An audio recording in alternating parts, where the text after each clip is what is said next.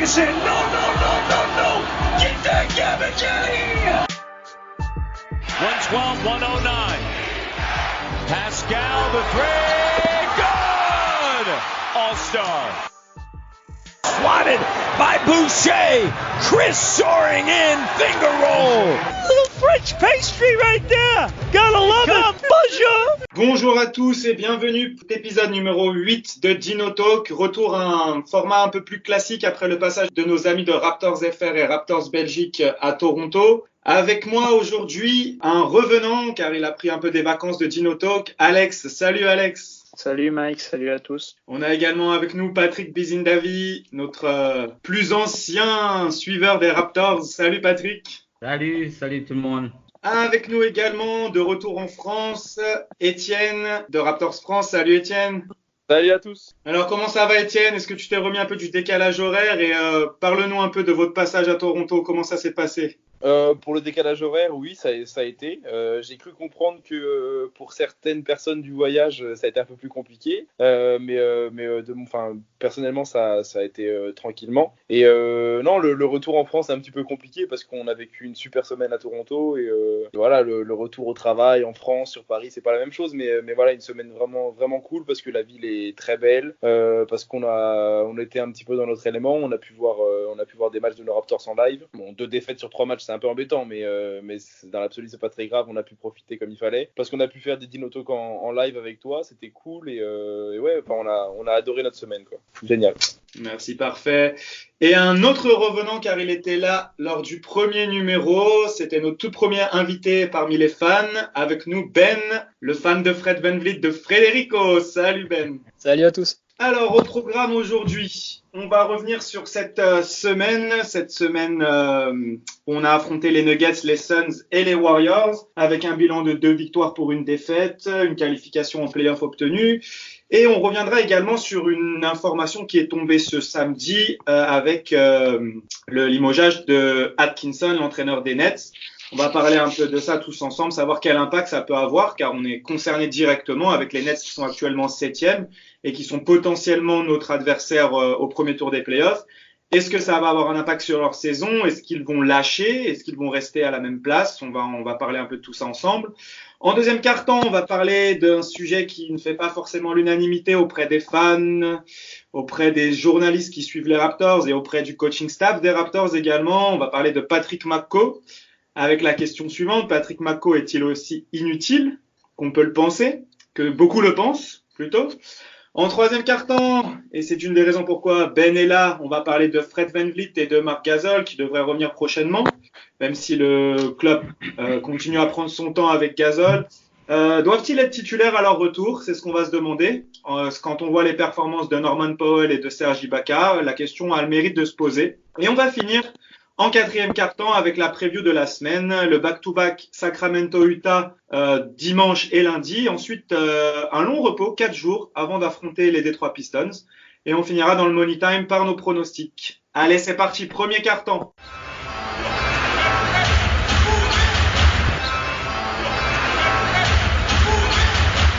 Revenons un peu sur cette semaine. Alors, comme je l'ai dit, un bilan de 2 victoires et 1 défaite. On a obtenu la qualification pour les playoffs, ce qui a valu une petite vidéo super sympa. Je sais pas si vous l'avez vu du CM des Raptors, avec quelques rires à destination des personnes qui doutaient de notre capacité à se qualifier en playoffs. Pour revenir sur les matchs cette semaine, sans Gasol, sans Ibaka, ça a été très compliqué face aux Nuggets de Nikola Jokic qui nous a, on va dire, dominé. Le Serbe termine en triple-double, 23, 18, 11. Denver a shooté à 50% à 3 points. Et nous a battu 133-118. Je pense qu'il n'y avait pas grand-chose à faire sur cette rencontre.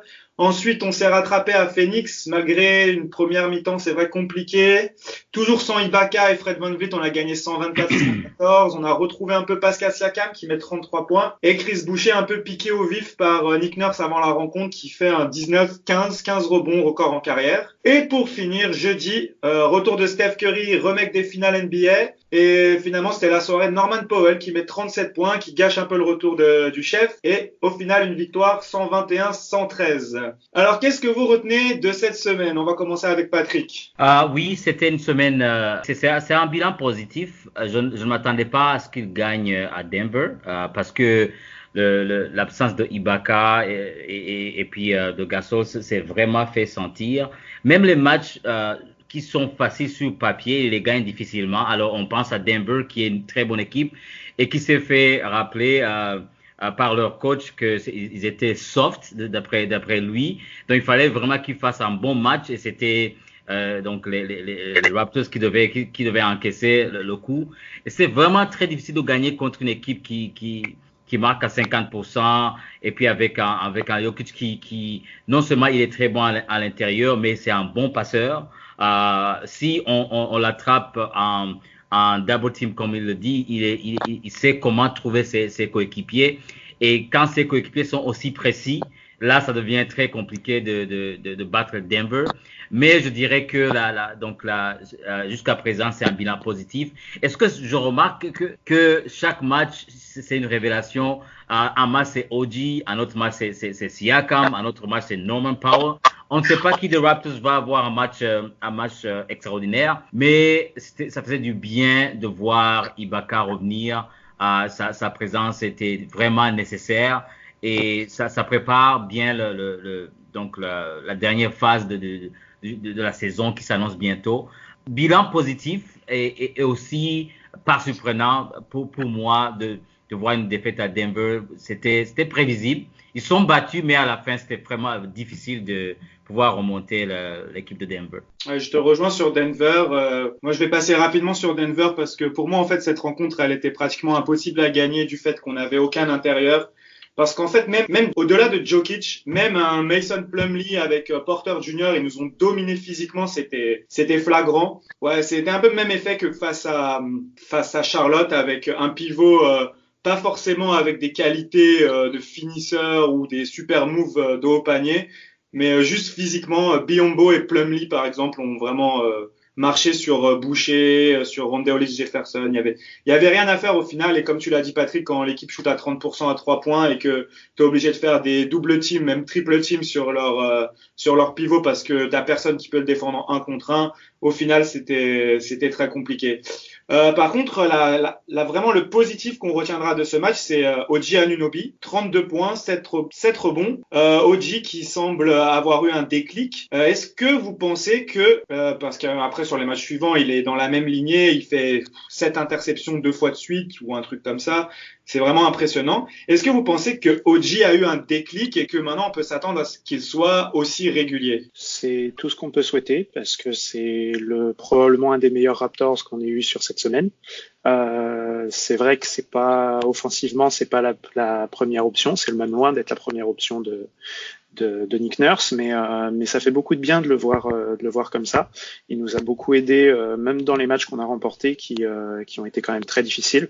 On a eu beaucoup de mal en première mi-temps contre Phoenix. Même contre Golden State, on n'a jamais été vraiment extrêmement serein, alors qu'on aurait pu se faciliter le match.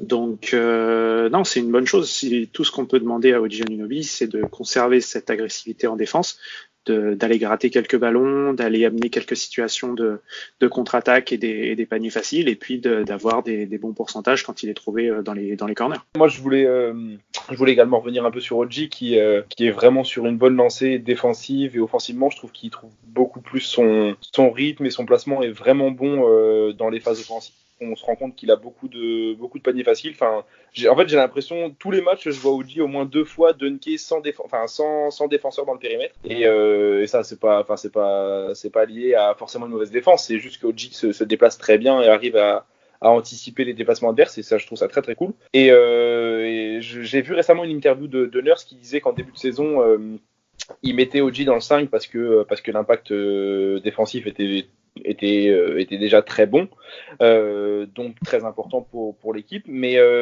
qu'il le sentait pas forcément dans le même rythme en termes de vitesse de jeu que les autres Raptors, et du coup c'était un peu plus compliqué d'un point de vue offensif. Enfin, on voyait qu'il y avait des matchs où il marquait 5-6 points, c'était pas au top, et il a confirmé que depuis un mois il le sentait vraiment plus à l'aise, plus en phase avec la vitesse de jeu de l'équipe. On sait que Laurie a l'habitude d'avoir une pace assez rapide quand il mène le jeu sur contre-attaque, etc. Siakam, pareil, on le voit souvent dribbler balle en main et partir un peu au spin move, etc. Et donc, il arrive un peu à se mettre dans le rythme de tout ça, selon Nick Nurse. Et c'est confirmé par ses bonnes perfs. Donc, il continue comme ça. Très bien. Ben, qu'est-ce que tu retiens, toi, de cette semaine? Semaine très positive sur le plan comptable. À Denver, on n'a pas été mauvais. En soi, ils étaient imbattables, on a fait ce qu'on pouvait. OG, il a fait un super match. Face aux Suns, fallait gagner le match. C'était pas facile. On sait que Booker peut prendre feu à n'importe quel moment. Fallait rester concentré. On l'a fait, on a gagné en patron. Les Warriors, pareil, retour de Curry, la salle qui peut prendre feu. Pas un match facile à gagner non plus. Et pour rebondir rapidement sur OG, alors sa semaine est excellente. C'est super parce que ça laisse entrevoir un potentiel du gars. Mais faut pas trop s'enflammer non plus, parce que si on se souvient bien, sur les 5-6 premiers matchs de la saison, il évolue à un super niveau. On parlait même de OG qui remplace Kawhi dans quasiment tous les secteurs du jeu. Enfin, à 3 points, il était excellent. Défensivement, il interceptait tous les ballons. Au rebond, il était présent. Comme cette semaine ou face à Denver. Et donc oui, faut pas trop s'enflammer. Après, c'est génial parce que ça laisse entrevoir un potentiel. Et maintenant, il faut confirmer ça et encore plus en playoff. Donc voilà, semaine, je trouve très satisfaisante. Oui, c'est ça. De toute façon, c'est la question qu'on va se poser. Et c'est le mois qui vient qui nous le dira. C'est est-ce que OG va réussir à poursuivre sur cette lancée. Mais comme l'a dit Étienne, c'est vrai qu'on dirait qu'il semble plus dans le rythme du match, notamment offensivement. Il a l'air de plus en plus de savoir ce qu'il doit faire. C'est vrai que c'est pas la première option en attaque. C'est peut-être même la 5e la plupart du temps. Il est très dépendant de ses coéquipiers dans tout ce qui est dans tout ce qui est finition et même pour s'ouvrir des tirs à 3 points. C'est pas le gars qui va dribbler, prendre un step back et shooter à 3 points. Mais c'est vraiment quelque chose à suivre sur ce mois à venir là en prévision des playoffs, voir si ce que ça va donner. Sinon, je voulais revenir également sur Chris Boucher. Qu'est-ce que vous avez pensé de son sur Chris Boucher et surtout sur Nick Nurse? Nick Nurse est en train de devenir un spécialiste pour vraiment piquer ses joueurs en les critiquant, mais il ne le fait pas seulement dans la presse comme on peut le voir parfois. Il l'a bien précisé. Et c'était le cas avec Terence Davis par le passé, avec d'autres. Et vraiment, il s'est entretenu avec le joueur avant de faire cette déclaration auprès des journalistes. Mais il a vraiment ce don de relancer des joueurs en les piquant au vif, en les critiquant, en leur disant « Mon gars, c'est pas ce que j'attends de toi. Tu peux faire beaucoup mieux. » Et le match suivant, ça attend pas 3 matchs. C'est le match suivant, le gars répond présent. Qu'est-ce que vous avez pensé de ce réveil de Chris Boucher? Moi, je pense que ça fait un moment qu'il le fait. En pré-saison, il avait fait face aux nouveaux joueurs. Il était vraiment pas très content de leur niveau, de leur engagement. Et depuis la saison, il le fait. Et ce que j'ai aimé de sa part, c'est qu'il dit quand il joue bien, il leur dit. Et quand il ne joue pas bien, il leur dit également. Donc, c'est pas juste que les critiquer, mais il prend son timing pour dire si tu as bien joué, il te le dit. Ça, c'est la marque d'un bon coach. Et surtout, moi, je suis vraiment impressionné de la réponse de ces joueurs. Il a fait avec Davis et le match suivant, il a eu le match de sa carrière. Et Chris Boucher, il était vraiment très, très, très, très bon. Moi, ce que j'ai aimé de Chris Boucher, c'est son timing au niveau du robot offensif. Si il vient de loin et tu te rends pas compte qu'il est même là. Et puis, si le tir est raté, il vient de nulle part pour prendre le rebond offensif. Et il a été vraiment défensivement, c'est vrai que physiquement il est très limité, mais à Phoenix là, il a marqué un bon tir à 3 points à la fin. Donc il sait son rôle. On l'a eu plusieurs fois en entrevue l'année passée, toi et moi et Mike, et chaque fois il le disait, moi je connais mon rôle est bien défini. Et moi ce que j'aime chez lui, c'est son énergie. Ce qu'il n'a pas physiquement, il le compense en énergie. Et c'est pour ça que quand on l'appelle, il répond toujours présent. Des fois, bon, ça arrive, c'est une longue saison. Mais ce que j'ai aimé chez Nick Nurse, il ne parle jamais des vétérans là. C'est les jeunes. C'est toujours les jeunes, les remplaçants, les jeunes, parce qu'il comprend que il doit les amener à un niveau où ils doivent comprendre c'est une équipe qui a des ambitions de gagner la coupe. Donc, il faut pas vraiment qu'ils jouent un jeu où dire on a du temps pour apprendre. Et je pense que ça a un impact positif sur l'équipe. Finir sur cette semaine, je voulais revenir un peu sur Siakam. Je voulais avoir votre avis. Siakam qui est vraiment up and down. Un gros match à Phoenix et 2 matchs beaucoup plus compliqués contre Denver et Golden State, même s'il met les 2 tirs assez décisifs sur la fin. Siakam qui tire beaucoup à 3 points, même quand il n'est pas à droit. Est-ce que vous êtes un peu inquiet à ce sujet-là? Est-ce que, par exemple, en vue des playoffs, ça peut être quelque chose, on peut se dire... Siakam, ça sera pas forcément le go-to guy. Ouais, Siakam, il y a eu un changement, je trouve, depuis sa blessure. Il a remonté en puissance pendant un moment, mais après, c'est vrai que c'est très inconscient. J'ai l'impression qu'il essaye un peu de se préserver ou autre, mais je trouve qu'il joue beaucoup plus au large. Et c'est un peu dommage parce qu'il a beaucoup plus la capacité d'aller provoquer, chercher des lancers et mettre les intérieurs adverses en difficulté. Je sais pas ce qui bloque. J'espère que ça va se débloquer. Après, il est quand même capable de scorer. Ça, c'est clair parce qu'on a vu il monte relativement régulièrement au-dessus des 20-25 points. Maintenant, on attend un petit peu plus de provocation et d'efficacité pour se faciliter les matchs un petit peu plus tôt, quoi. Moi, je voulais rebondir un petit peu là-dessus. Je suis d'accord avec Alex. C'est un peu depuis son retour de blessure que c'est compliqué. Mais moi, ça m'inquiète un peu parce qu'on se rend compte que il y a beaucoup de joueurs qui ont des périodes un peu plus compliquées dans certaines saisons, surtout sur les jeunes joueurs, ce qui est encore un petit peu le cas de Siakam. On rappelle qu'il a quand même signé un gros contrat pour la première fois de sa vie. Pour un type qui a commencé le basket il y a moins de 10 ans, c'est quand même énorme et la pression, il faut l'assumer et ça a été le cas en début de saison. Mais en fait, le problème de Siakam, enfin c'est pas un problème parce qu'il y a beaucoup de beaux joueurs qui sont pas comme ça. C'est pas un spécialiste à 3 points. C'est pas forcément non plus un spécialiste du shoot extérieur et c'est quelqu'un qui a chopé son contrat grâce à une grosse présence à l'intérieur et à des moves incroyables. Le problème, c'est que ces moves, les défenses se sont adaptées.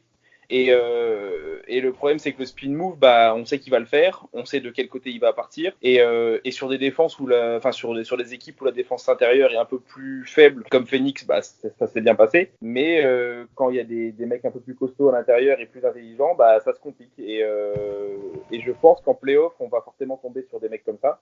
Je pense notamment à Bam Adebayo ou à des Giannis qui vont lui rendre la vie très très difficile. Et ouais, moi j'ai un petit peu. Après, je suis d'un naturel pessimiste. Hein. Mike le sait déjà. Mais voilà, je pense que faudra pas forcément compter sur Pascal Siakam comme meilleur scoreur des Raptors pendant les playoffs. Ou si on compte là-dessus, ça va vite se compliquer pour nous. Donc je suis content de voir des OG qui peuvent planter 30 points, des Powell qui peuvent sortir du chapeau. Je suis très content de ça. Et c'est ce qui vraiment me donne confiance en cette équipe pour les matchs qui vont vraiment compter. Mais ouais, Siakam, pour l'instant, c'est un point d'interrogation. Donc j'espère qu'il va commencer à reprendre confiance pour arriver au top en playoff et voir comment ça se passe. Ouais, il faut pas oublier qu'il y a eu le changement de statut aussi. Hein. Après avoir été MIP l'année dernière, aujourd'hui c'est un All-Star. Il a l'étoile sur son CV, donc le focus est encore plus gros par rapport aux défenses adverses. Donc à lui d'accepter ça et de faire en sorte que ça ne se ressente le moins possible sur son jeu, quoi, de se montrer digne de ce statut. Après, il a encore de la marge de progression, il est encore jeune. Donc et il est dans un bon cadre aussi pour progresser. Donc faut lui laisser le temps, mais c'est vrai que oui, on espère que ça ira mieux d'ici les playoffs. Je te rejoins sur le fait de lui laisser le temps. Est-ce que on n'en attend pas déjà trop de lui trop tôt? Car il a été MIP, ok, il est All-Star, mais est-ce qu'il faut attendre de Pascal Siakam qu'il soit à 25 points par soir, par exemple, sachant que comme l'a dit Étienne, c'est pas un shooter naturel, c'est un gars qui bosse pour avoir tout ce qu'il a développé, il a bossé pour l'avoir. Maintenant, c'est vrai, les défenses sont beaucoup plus regroupées à l'intérieur. Il commence à connaître ses moves. Il fait face à des prises à deux. Il faut qu'il prenne des décisions différentes, qu'il arrive mieux à lire le jeu. Je trouve qu'il s'obstine un peu dans son tir de loin, mais à chaque fois que j'ai l'interview, il me dit les tirs, de toute façon, j'ai la confiance, je les travaille. Pour moi, ils vont rentrer. Donc, je pense qu'il n'arrêtera pas de tirer. Moi, ça me dérangeait un peu, par exemple, de le voir à 0/7. Après, j'en discutais, je sais plus avec qui sur Twitter, je disais que pour moi, après 5 tirs, s'il voit qu'il est à 0/5, faut pas qu'il s'obstine à shooter de loin et qu'il essaye de retourner un peu à l'intérieur et ce genre de choses. Après, ouais, c'est compliqué, mais pour moi, je sais pas. Je sais pas ce que vous en pensez. T'en penses quoi, Ben? Après, comme l'a dit Etienne, hein, il a raison. On n'a pas besoin forcément que Siakam score 25 points pour gagner le match. Un Powell pour sortir de sa boîte, Laurie pareil. Donc moi, j'attends pas vraiment qu'il score 25 points, j'attends vraiment de lui de l'agressivité, des paniers faciles, de la grosse défense. Et c'est vraiment sur ça que je l'attends. Et justement, c'est pour ça que je suis pas très inquiet, justement, par rapport à ses perfs récentes. Et ça me dérange justement pas qu'il shoot à 3 points, qu'il s'obstine. Parce que s'il veut encore passer un cap, il va falloir qu'il passe par là. C'est-à-dire constant à 3 points, savoir shooter après un dribble, faire les step back, enfin, il va falloir qu'il fasse tous ces moves un peu de superstar pour lui faire passer un cap. Je préfère qu'il le fasse maintenant en saison régulière plutôt qu'en playoff. Et justement aussi, s'il le fait maintenant, c'est peut-être enfin, s'il le fait pas maintenant, justement, c'est peut-être pour éviter de montrer à ses adversaires qui s'habituent à ses moves, qui savent où il aime bien se placer, éviter d'analyser son jeu, quoi. Donc non, ça me dérange pas du tout, justement, qu'il shoot à 3 points. Et justement, sur le fait qu'il s'obstine, moi, je trouve ça bien. Il a la confiance des joueurs, des coachs. Continue à shooter, qu'il prenne confiance, qu'il passe son cap. Et en playoff, il nous sera grandement utile, je pense, le go-to-guy avec Kyle. Et voilà, hein. Il sera agressif en playoff de toute façon. Je pense qu'il se conserve un peu pour les playoffs actuels. Je suis du même avis et surtout que s'il y a besoin d'essayer des choses, c'est le moment parce que le playoff, ce sera très tard d'essayer des choses. Mais il faut aussi dire que les playoffs, c'est comme une autre saison. Les gens seront prêts. Il y a le scouting report, ils savent ce qu'il fait. Et donc, on l'a vu pendant plusieurs saisons. Kyle Lowry et DeMar DeRozan dominaient la saison. Et en playoff, c'était comme de nouveaux joueurs carrément. Parce que les gens étaient prêts pour eux, ils ont étudié leur niveau. Mais moi, ce qui est bien pour Siakam, c'est quand même, il est performant en défense. Ça, vraiment, même si des fois, offensivement, il n'est pas à 100%, en défense, il est toujours présent. C'est rare que il rate son travail au niveau de la défense. Et l'autre chose aussi, c'est que les Raptors ne dépendent pas à 100% de lui en attaque. Il y a Norman Powell qui joue très bien. Kyle Lowry, c'est Kyle Lowry. Avec le retour de Van Vliet et de Gasol, ça va permettre à une attaque assez fluide qui va peut-être, on l'a vu au dernier match que Siakam a attendu jusqu'à la fin pour prendre le dessus. Ce sera peut-être le plan du jeu du coach de ne pas trop utiliser Siakam en début du match et attendre peut-être au quatrième quart-temps pour qu'il puisse trouver son match et puis faire des systèmes à ce qu'il puisse avoir soit au poste, soit faire jouer les autres. Moi, il peut essayer des choses maintenant pourvu qu'il soit prêt pour les playoffs. Ok, Étienne, tu veux conclure? Je voulais juste rebondir aussi sur quelque chose. C'est que la mauvaise période de Pascal, qui se voit aussi d'un point de vue statistique, elle est aussi due au fait qu'il plante pas un lancer en ce moment. Hein. Je sais pas ce qui lui arrive, mais sur la ligne, il est apocalyptique. Et c'est peut-être anecdotique, sauf que si tu rates 3 lancers par match, tu descends de 3 points ta moyenne de points. Donc c'est d'autant plus visible que parce que il n'y a pas ces quelques points de plus, parce que sur la période qu'on est en train d'évoquer, il doit être, je pense, à 18-19 points quand même, parce qu'il y a quelques perfs. S'il était tout de suite à 23-24, on n'aurait peut-être pas cette discussion-là. Donc c'est un peu embêtant, parce que en playoff, il va avoir ses lancers. Et s'il n'est pas capable de les mettre, ça va vite se compliquer. Donc au lieu de bosser à 3 points, j'aimerais bien qu'il bosse sur la ligne pour l'instant. Et je voulais rebondir aussi sur autre chose. Mike, tu disais, est-ce qu'on n'est pas en train de lui demander beaucoup tout de suite à Pascal Siakam? Je suis d'accord, oui, c'est vrai, il est encore très jeune.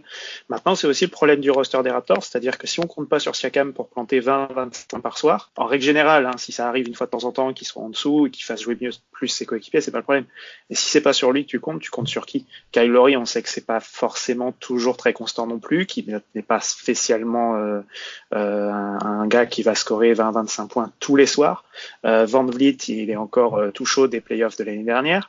Powell, il est encore aussi très inconstant. Il y a personne en fait qui à part Siakam, c'est celui sur lequel on pouvait le plus s'attendre à mener le scoring de l'équipe. Ouais. Après, c'est ce qui fait la force et peut-être la faiblesse des Raptors, c'est que, comme on dit souvent, on a toujours un joueur qui va faire une grosse perf, mais on ne sait pas lequel.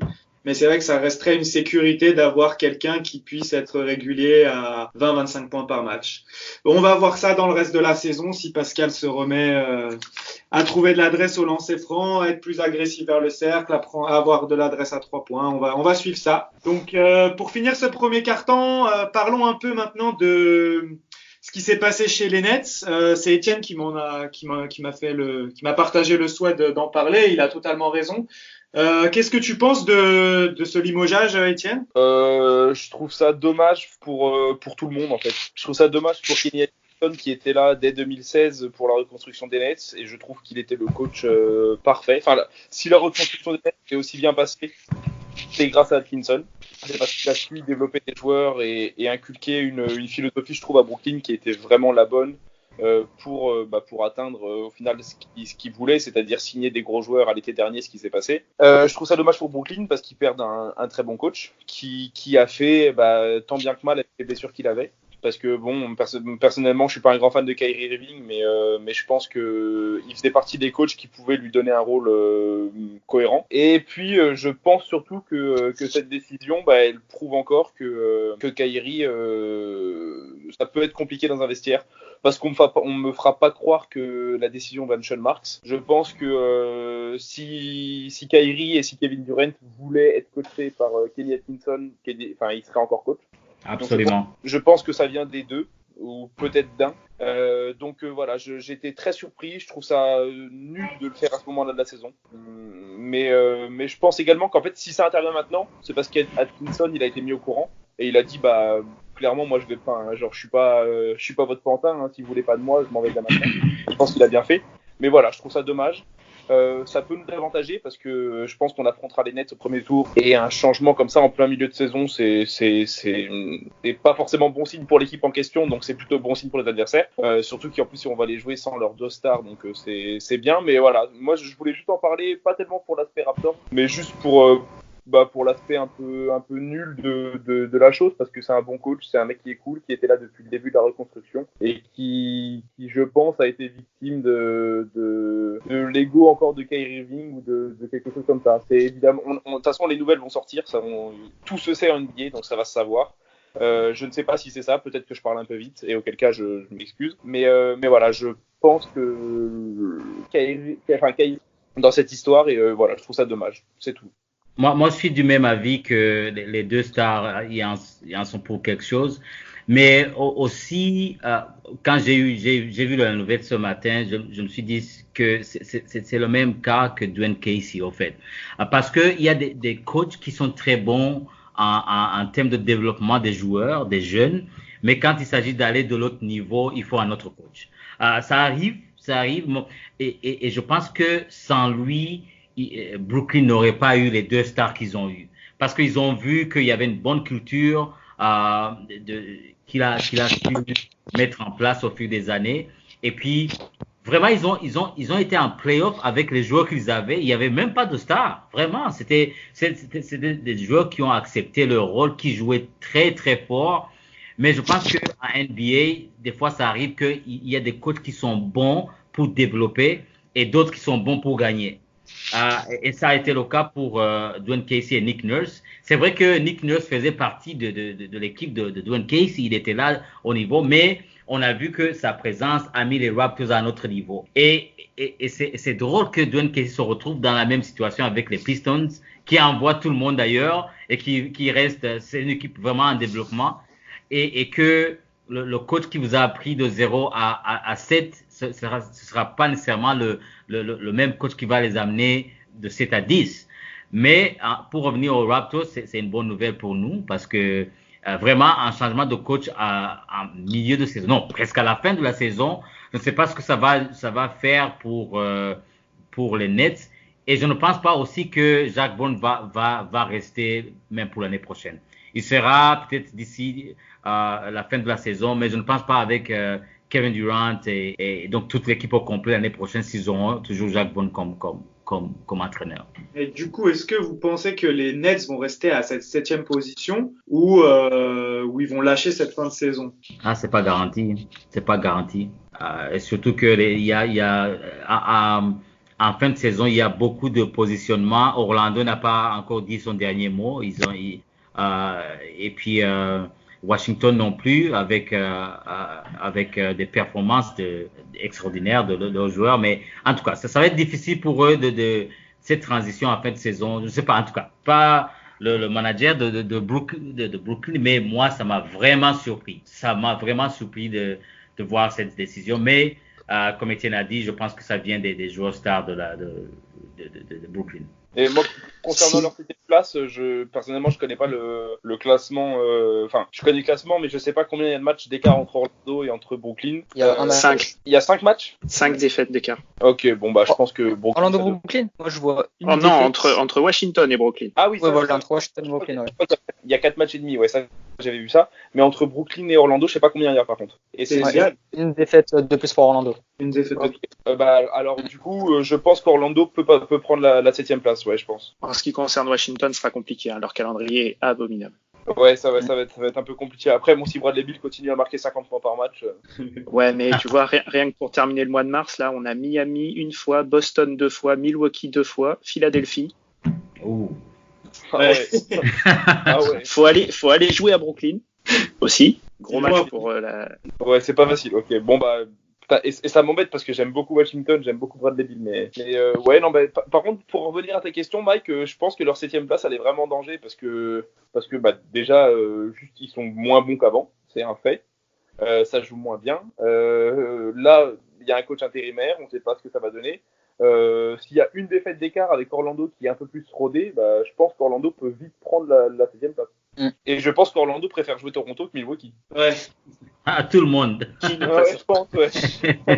Et nous, est-ce qu'on préfère jouer Orlando ou Brooklyn dans ce cas-là? Je m'en moque complètement. Orlando, Orlando. Je suis pas d'accord avec toi, Ben. Quitte à choisir, je pense que j'irai sur... Orlando, en il y a soi, on deux le connaît bien. Vucevic, on l'a parfaitement contenu l'année dernière. Ils ont Jonathan Isaac, qui nous avait bien fait chier l'année dernière en playoff. Il est blessé jusqu'à la fin de saison. Il est très important pour eux défensivement, donc il pourra pas défendre sur Siakam. Moi, je vois aucun danger avec Orlando. Alors que Brooklyn, il y a des Dinwiddie, des Levert qui peuvent prendre feu. Ouais, c'est vrai. Ouais, j'ai plus de mal avec. Ouais, je vois plus Orlando un bon choix pour nous. Okay. Bon, après, quoi qu'il arrive, que ce soit Brooklyn ou Orlando, c'est mieux qu'affronter les Pacers ou les Sixers, quoi. Donc, sécuriser cette 2e place, c'est plus important. Ah ouais. Ouais, je suis totalement d'accord. Il reste 2 confrontations Orlando-Brooklyn sur la fin du mois de mars, 24-28 mars. Ça, par contre, ça va être intéressant. Ouais, regardez. Très bien. Ben voilà ce qui conclut ce premier quart-temps parfaitement. On va passer tout de suite au deuxième avec un débat très intéressant. Dernièrement, Nick Nurse a annoncé que Patrick McCaw était un top 8 rotation. Donc en gros, ça fait le 5 de départ, Norman Powell et Ibaka si on considère l'effectif au complet. Et donc troisième en sortie de banc, Patrick McCaw. Ce qui se confirme encore cette semaine puisque malgré des performances pas très exceptionnelles, surtout niveau offensif, Patrick McCaw est quand même à 20 minutes ou plus à chaque match. Quel est votre avis sur Patrick McCaw? Est-ce qu'il est si inutile que ça? Comment vous voyez son rôle au sein de cette équipe? Je dois dire que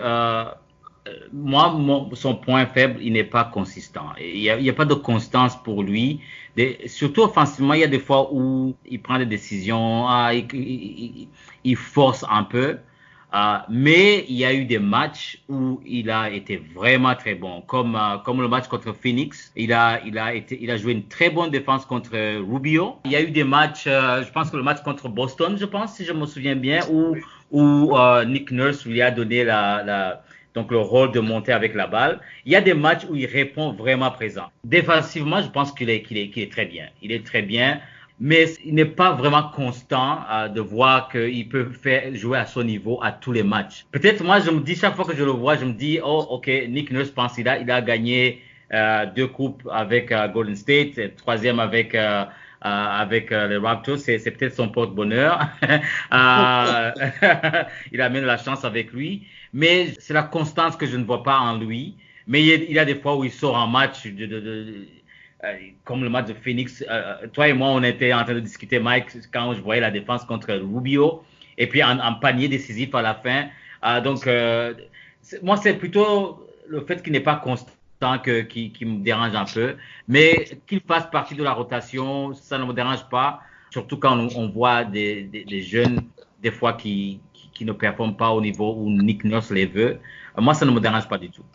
Moi, je vais rebondir sur ce qu'a dit Patrick. Je suis assez d'accord. En fait, on en parle beaucoup en ce moment parce qu'effectivement, il est dans une période pas tip top. mais ça reste un bon joueur de basket et qui, je pense, a sa place dans une rotation. Moi, la seule chose qui m'embête, c'est quand il est revenu de sa grippe gastro. Enfin, on savait pas trop ce qu'il avait, mais apparemment c'était chaud parce que c'est quand même, ça l'a quand même éloigné des terrains pendant 4-5 matchs. Ce qui m'a un peu embêté, c'est qu'il a tout de suite pris la place de Terence Davis. Et bon, mes amis savent à quel point je suis un grand fan de Terence, mais j'ai simplement pas compris l'explication sportive en fait qui amenait ça, parce que je trouve que Terence apporte bien plus que McCaw d'un point de vue offensif, ça je suis d'accord. Enfin, c'est même, je pense, indéniable.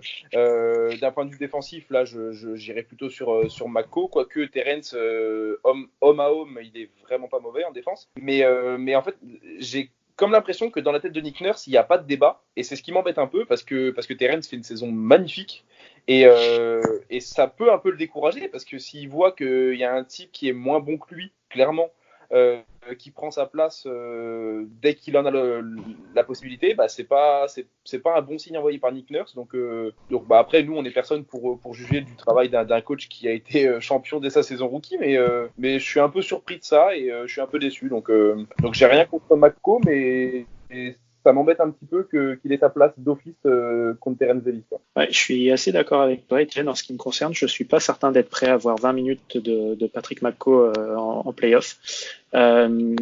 Après, sur la décla, effectivement, si on résume comme l'a très bien fait Mike, on enlève les 5 titulaires si tout le monde est là. Donc Laurie, Anunoby, Van Vliet, Siakam et Gasol. 6 et 7, on met Ibaka et Norman Powell. Il reste une seule place. Pour moi, ça se joue entre Terence Davis, Rondae Hollis-Jefferson et Patrick McCaw, du coup. Si on met Rondae Hollis-Jefferson de côté parce qu'ils sont pas vraiment sur le même poste, McCaw, pour moi, le seul avantage qu'il a, c'est l'expérience. Effectivement, Terence Davis est très jeune, c'est sa première saison, il était non drafté, etc. Il fait une saison superbe, mais McCaw reste plus expérimenté. Par contre, c'est sûr que sur le terrain, depuis le début, Terence Davis a beaucoup plus apporté que McCaw. Et il n'est pas le seul. Tous les remplaçants ont tous eu des moments où on se dit putain, mais lui il sort du banc et il nous fait extrêmement bien. McCaw, cette saison, ça n'a jamais été le cas. Jamais je me souviens de m'être dit en sortie d'un match, putain, heureusement que McCaw était là. Une fois quand même.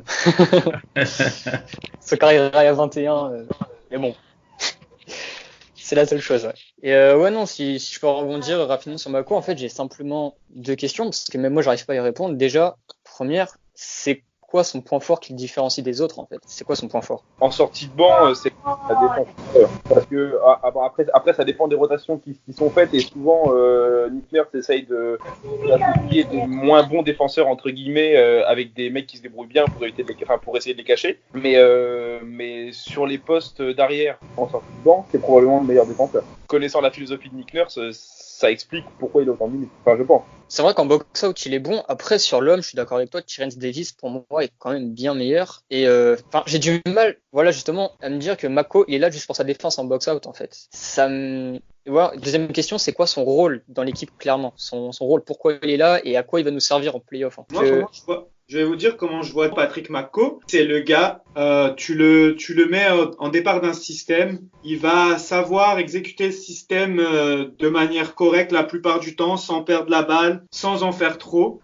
Le problème avec lui, c'est dès qu'il va falloir sortir du système et faire quelque chose par lui-même, dès qu'il faut improviser, il n'y a plus personne. Je pense que c'est un peu une sécurité pour Nick Nurse du fait que dans la second unit, il n'y a pas forcément de gros créateurs. Donc il va mettre des systèmes qui commencent par McCaw. McCaw va faire le bon choix et puis derrière, voilà, si le système marche, tant mieux. Si ça marche pas, il faut pas attendre grand-chose de lui. Et ensuite, défensivement, il est solide quand même. Ça reste un bon défenseur. Il est grand pour son poste, il peut jouer sur le poste d'arrière, il fait quand même 2m3 je crois, il fait la même taille qu'Oji, en étant moins costaud bien sûr, il est assez long, mais ouais voilà, moi c'est ça le rôle que je lui vois. Après je sais pas si ça vaut 20 minutes en play-off comme disait Alex tout à l'heure, à voir, on sait que les rotations se réduisent en play-off, ça arrive qu'on voit des joueurs qui jouent beaucoup en saison régulière et qui disparaissent en play-off aussi, donc je pense que ça dépendra également des adversaires. J'ai du mal à le voir passer devant Terence Davis. Après voilà, c'est ça le truc, c'est que Terence Davis, il est plus, on sait pas à quoi s'attendre avec lui. Il fait des gros matchs, mais parfois il est pas dedans non plus. Je pense que pour Nick Nurse, McCaw c'est une sécurité. En fait, tu sais tu sais qu'il va pas faire trop au niveau haut et il va pas faire trop au niveau bas, normalement. Mais Ouais, non, je disais, c'est le joueur un peu invisible. Là, tu vois, je suis sur les stats là en même temps que je parle. Sur les joueurs du roster qui ont joué plus de 20 minutes, donc Mako est à 24,2 de minutes par match en moyenne. C'est le plus mauvais offensive rating, le plus mauvais defensive rating. Donc il y a un moment donné où t'es vraiment là pour limiter la casse, mais bon, si on pouvait mettre quelqu'un d'autre à la place, même, je sais pas, défensivement, il m'a jamais vraiment extrêmement impressionné, quoi. J'ai pas l'impression qu'il soit plus efficace sur les postes 2-3 qu'un Anunoby, par exemple. Même un Powell, pour moi, est plus dynamique, quoi. Contre Phoenix, sa fin de match est vraiment bonne défensivement quand même. Comme le disait Patrick, sa défense sur Rubio a vraiment été pertinente parce que au final, les Suns, je crois qu'on gagne de 10 points, mais il n'y a pas 10 points à 4 minutes de la fin. Donc on est tous d'accord pour dire qu'en ce moment, c'est clairement pas la folie de mettre Patrick Mako sur le terrain. Mais il faut rendre César ce qu'il y a à César et sa défense sur Rubio était vraiment bonne. Oui, je suis d'accord, mais c'est pas Rubio qu'on va rencontrer en playoff. Je suis d'accord. Après, oui, Mako, c'est pas du tout un mauvais joueur de basket. Il y a pas vraiment de défaut non plus dans son jeu, mais c'est son utilité en fait. J'ai vraiment du mal avec ça et aussi, vous préférez donner 33 minutes à Powell, à Laurie et à Van Vliet et aucune à Mako, ou alors donner 33 à Van Vliet, Laurie, 27, 26 à Powell et 10, 15 à Mako. Enfin, je préfère tout donner à Powell et... Mais il faut pas oublier aussi que peut-être c'est le contexte des blessures aussi, parce que si on a l'équipe au complet, il ne sera pas aussi utilisé qu'il est maintenant. Je pense que c'est le contexte qui fait que Nick Nurse, à chaque soirée, il doit trouver une combinaison qui marche et puis remplacer les minutes des joueurs. Comme il y a des fois où on a 3 blessés et puis qui n'est pas les moindres, donc il faut absolument qu'il trouve une solution pour pouvoir trouver des minutes. Je pense que quand l'équipe sera au complet, on aura une image différente de Patrick Mako. Moi, je suis convaincu de ça. C'est juste que les circonstances font que le coach doit faire jouer ce qu'il a. Et des fois, comme Mac le disait, Davis, on ne peut pas savoir ce qu'il va donner. Puis, vu qu'il y a des joueurs qui sont très, très peu utilisés, il faut peut-être compter sur l'expérience de Patrick Mako. Mais quand l'équipe sera au complet, je pense que ce sera différent. C'est mon avis. Ouais, je pense aussi. J'espère, mais moi, c'est la déclaration de top 8 rotation là qui me fait un peu des frayeurs, mais ouais, on verra. Je pense qu'on a bien fait le tour sur Patrick Mako. Quelqu'un a quelque chose à ajouter? Oui, il a un bon prénom.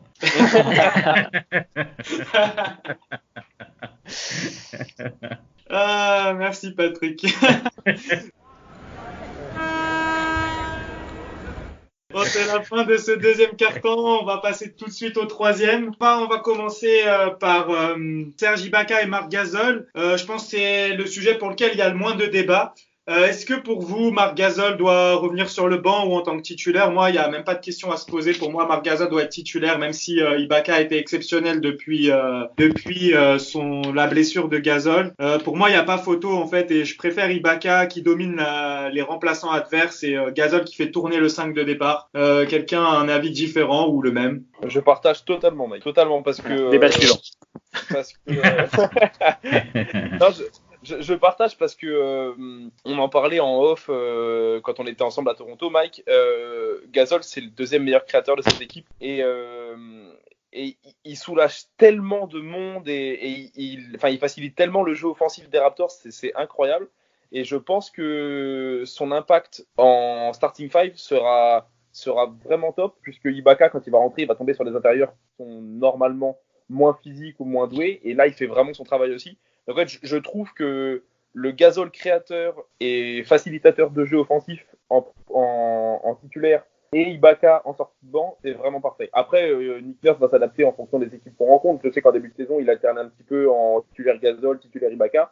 Ça dépend des rosters qu'on affronte, mais j'aime beaucoup l'idée de Gasol titulaire et Ibaka remplaçant. Vraiment beaucoup. Moi aussi, j'ai le même avis. Et puis, comme Nick Nurse a dit, il va jouer peut-être 7-8 matchs avant le début des playoffs. Donc, ça lui donnera le temps d'entrer dans le jeu, d'avoir le rythme, le timing. Mais ça fait vraiment beaucoup de sens. Lui, même s'il fait un match moyen en attaque, sa présence en défense fait toute une différence parce que non seulement il protège l'anneau, il prend les rebonds et puis c'est un joueur très très intelligent. Il sait bien se placer. Même s'il a 5 fautes, il peut jouer le reste du match avec les 5 fautes sans commettre vraiment de fautes bêtes. Je pense que il a quand même sa place au niveau des 5 de départ. Et puis Ibaka vient pour faire son jeu en remplaçant. Je suis tout à fait d'accord avec vous. Très bien, je pense qu'on va passer à un débat peut-être plus intense. Je sais pas, on va voir avec Ben. Fred VanVleet doit-il garder sa place de titulaire à son retour ou Powell doit-il être titulaire? C'est pas une question facile. Alors déjà en termes de mérite, je pense que les deux méritent autant l'un que l'autre. VanVleet a plusieurs fois notifié qu'il voulait être dans le 5 de départ à long terme. Bon, c'est pas dérangeant. Moi, ça me dérange pas vraiment. Bon, je sais que certains, ça en dérange plus, mais voilà. Powell, pour moi, c'est vraiment un six-man pur. Mais quand même, on se souvient la série l'année dernière face aux Sixers. VanVleet, en termes de taille, il s'est fait dominer. Il avait aucun impact. Il avait vraiment beaucoup de mal, justement à cause du déficit de taille qu'il avait sur les Ben Simmons, sur les Jimmy Butler. Il était vraiment quasiment inutile, on peut le dire. C'est pour ça que je vais répondre à la question en disant, en fonction du match-up, Powell sera mieux titulaire. En fonction d'un autre match-up, VanVleet sera mieux en titulaire. Justement, je pense face aux Sixers, face aux Bucks, je mettrais plus Powell pour compenser un peu le manque de taille, de physique. Et d'autres match-up comme face aux Heat ou face aux Pacers, je ferais plus VanVleet. Après, oui, franchement, au moins c'est un problème de riche, on va dire. Faut mieux se poser la question que ne pas se la poser. Nick Nurse, je pense, saura bien faire avec, mais quoi qu'il arrive, que VanVleet aille sur le banc ou pas, moi, tant qu'il a ses minutes, qu'il apporte et qu'il est pas snobé dans la discussion, ça me va, je ferai pas scandale. Bah, moi, je suis assez d'accord avec ça et enfin, en fait, c'est surtout le nombre de minutes qui est important parce que, en fait, on va revenir à l'éternel débat. Est-ce qu'un sixième homme, c'est vraiment un type qui sort du banc ou est-ce que c'est quelqu'un qui a beaucoup moins de minutes que les autres? Parce que quand on me dit Lou Williams, meilleur sixième homme, bah, je suis pas d'accord parce que le type joue 35 minutes par match. Donc, oui, c'est vrai.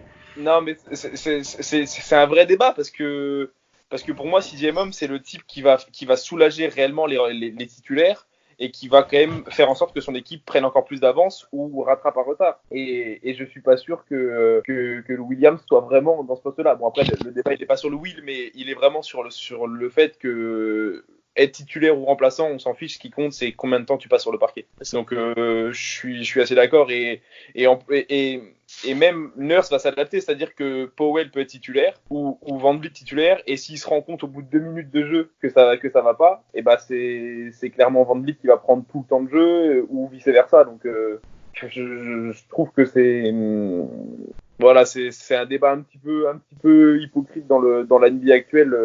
L'histoire du sixième homme, moi, elle me fait beaucoup rire. Moi, je pense que aussi le fait qu'il faudra différencier le 5 qui démarre le match et celui qui le termine, notamment en play-off.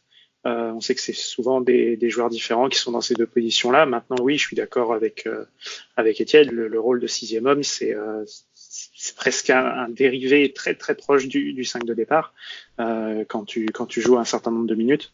Ce qu'a prouvé Nick Nurse de toute façon sur le run de playoff de l'année dernière, c'est que c'était un gars qui était capable de s'adapter, qui était très proche de ce qui se faisait sur un match et capable de changer, de tenter un coup de poker sur le match suivant. Donc je pense que dans sa tête, rien n'est gravé dans le marbre en ce qui concerne le poste de titulaire, que ce soit pour VanVleet ou pour Powell. Ça dépendra surtout de comment ça se passe, de qui il y a en face et puis de ce qu'il pense être la meilleure décision. Ouais, je suis du même avis et l'avantage qu'a les Raptors, c'est que quand même ils ont des joueurs qui ont un bon caractère en termes de priorités. Le priorité, c'est de gagner le match, qu'importe celui qui commence. On n'a jamais eu de problème, disons, de Ibaka qui dit « Oh, moi, j'aimerais commencer en lieu de Marc Gasol ou vice-versa, VanVleet de même. » Je pense que en termes de caractère des joueurs, c'est vraiment des joueurs qui ont un bon caractère et que j'ai l'impression que les rôles ont été définis très bien par le coach. Et que s'il prend une décision, les joueurs ont confiance en leur coach que ils vont jouer de toutes les façons selon le rôle qu'il leur donne. On n'a jamais eu de problème où des gens, on a eu dans le passé comme Allen Iverson qui disait je ne peux jamais accepter de commencer sur le banc. Si je commence sur le banc, mettez-moi dans une autre équipe. On n'a jamais eu ce genre de problème avec les Raptors au fil des années. Les gens ont accepté leur rôle. Alors, s'il commence sur le banc, Pour eux, je pense que ça importe peu. C'est l'une des équipes de la NBA où il y a une certaine confiance dans leur entraîneur. Il y a une camaraderie entre les joueurs qui est extraordinaire, qui fait que les joueurs s'entendent bien et qu'ils acceptent leur rôle.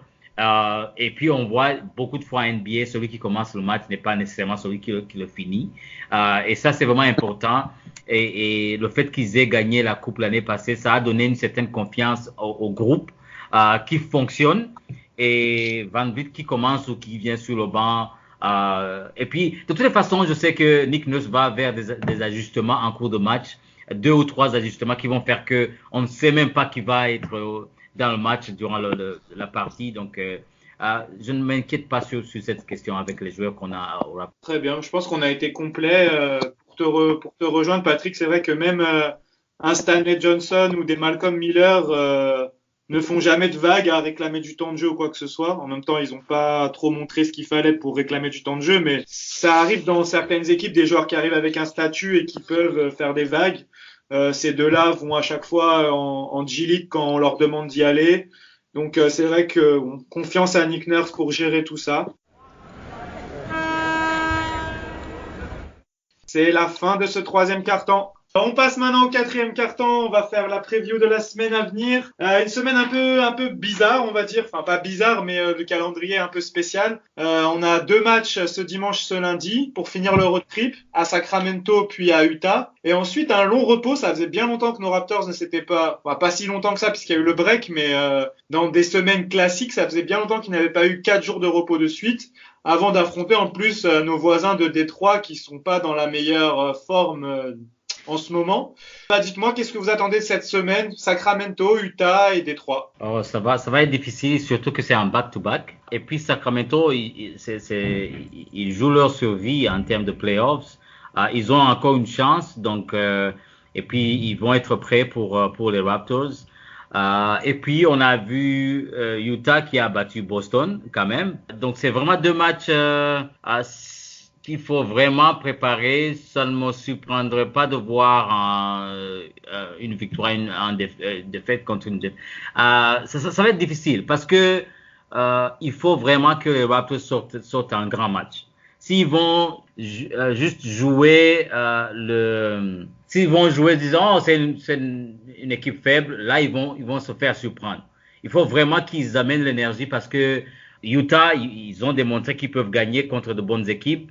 Sacramento, ils doivent absolument gagner pour avoir la chance d'être dans les playoffs. Donc, il faut vraiment que les Raptors prennent ça au sérieux. Je n'ai jamais vu les Raptors quand même négliger un match, mais il faut pas venir dire oh ça va être facile, c'est une équipe faible. Donc, il faudra vraiment qu'ils amènent un match excellent contre ces 2 équipes. Surtout que c'est back-to-back. Ouais, je suis assez d'accord avec Patrick. Je vais même être un peu moins confiant. Je pense que Sacramento, qui joue sa survie en playoff, ça va être très compliqué à prendre chez eux.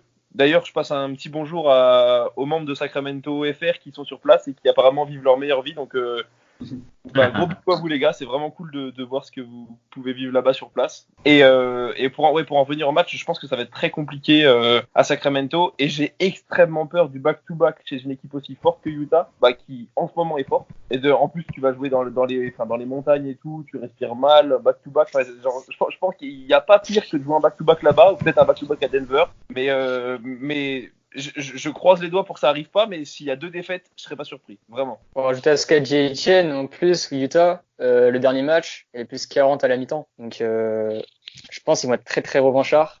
Et ouais, ça va pas être facile comme match. Le plus 40 à la mi-temps qu'on a failli perdre d'ailleurs. Ouais, c'est vrai.